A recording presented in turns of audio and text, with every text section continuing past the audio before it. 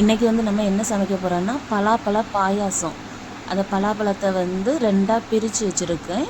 அதில் வந்து வித்தை எடுத்துக்கிட்டு வச்சுருக்கோம். இதில் வந்து கொஞ்சம் பலாப்பழத்தை வந்து மிக்சியில் போட்டு அடித்து அதை தனியாக மாவு மாதிரி கிரைண்ட் பண்ணி வச்சுருக்கோம். அடுத்தல வந்து இதுக்கு தேவையானது முந்திரி பழம், கொல்லங்கட்டை பருப்பு. இது வந்து சர்க்கரை பாவு. அது வந்து மண்ணெல்லாம் இருக்கும்ல, அதனால் வந்து அதை காய்ச்சி வச்சுருக்கோம். இனி வடிகட்டி ஊற்றணும். அதுக்கப்புறம் வந்து சவ்வரிசி கொஞ்சம் வேக வச்சிட்ருக்கோம். இனி வந்து கொஞ்சம் பலாப்பழம், சக்கப்பழம், அதை வந்து சின்ன சின்ன பீஸாக கட் பண்ணி வச்சுருக்கேன். அது கொஞ்சம் சாப்பிட நல்லாயிருக்கும். அதனால் இனி வந்து தேங்காயை கொஞ்சம் திருவி தேங்காய் பால் எடுக்கணும். தேங்காய் பால் தான் இந்த பாயசத்துக்கு வந்து டேஸ்ட்டை கூட்டும், அது நல்லாயிருக்கும். அடுத்தல வந்து தேங்காய் பால் எடுத்து வச்சுருவோம். தேங்காய் பால் எடுத்தாச்சா,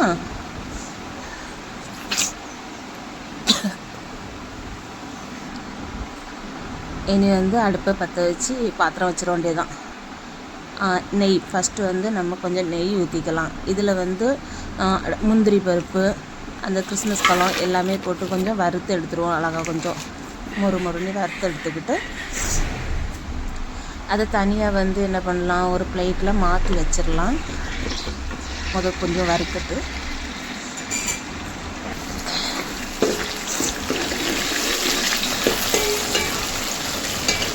அழகாக பொவ்வி அழகாக வந்துட்டுது. அப்புறம் வந்து அந்த சின்ன சின்ன பீஸாக கட் பண்ணி வச்சுருந்தாலும் அதை கொஞ்சம் அந்த நெய்யில் வறுக்கணும். அப்போ தான் அந்த பச்சை ஸ்மெல் இல்லாமல் இருக்கும்.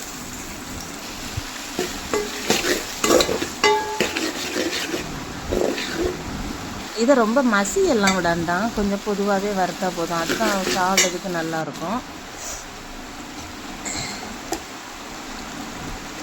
இனி வந்து அரைச்சி வச்சுருக்க அந்த சக்கப்பழத்தை வந்து கொஞ்சம் போட்டு அதையும் நெய்யிலே வறுத்தெடுப்போம்.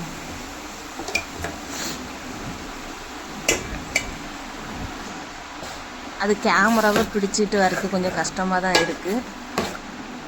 ஒன்றும் பண்ண முடியாது, ஒத்த கையில் தான் வறுக்கணும்.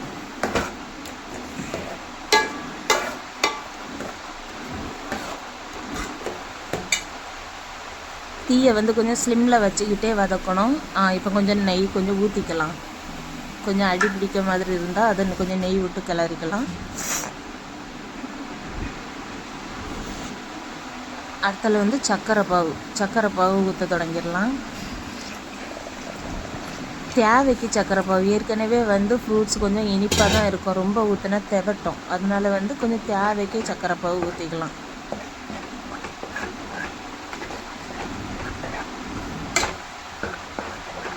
நல்லா மிக்ஸ் பண்ணால் அழகாக வந்துடும். பார்த்தீங்களா, சூப்பராக இருக்குல்ல பார்க்க. இனி வந்து கொஞ்சம் ஏலக்காய் பொடி பண்ணி போட்டுக்கலாம். நான் வந்து கொஞ்சம் சீனி கூட போட்டு ஏலக்காய் திரித்தேன். இக்கடத்தால ஜவ்வரிசியை மேலே வந்து நம்ம வேக வச்சு வச்சுருக்கோம்ல, அந்த ஜவ்வரிசியை மேலே கொஞ்சம் ஊற்றிக்கலாம். இது கொஞ்சம் நிறையவே ஊற்றினா நல்லா தான் இருக்கும். கல் ஜவ்வரிசி, அது வந்து மாவு மாதிரி வராது, சாப்பிட சூப்பராக இருக்கும்.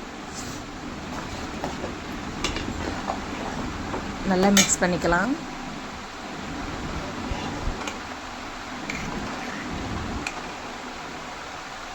வாவ், பார்க்கவே ரொம்ப சூப்பராக இருக்குது. நான் இதான ஃபஸ்ட் டைம் தான் ட்ரை பண்ணிகிட்ருக்கேன், அதையும் முதல் சொல்லிடுறேன்.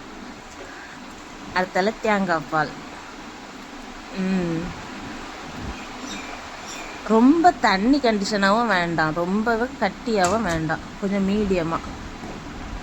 இது பார்த்திங்களா, நல்லா இருக்குல்ல. இந்த மாதிரி இருந்தால் போதும். அந்த அளவுக்கு தேங்காய் பால் வந்து ஒரு தண்ணி தான், நான் ரொம்ப கட்டியாக எடுத்தேன்.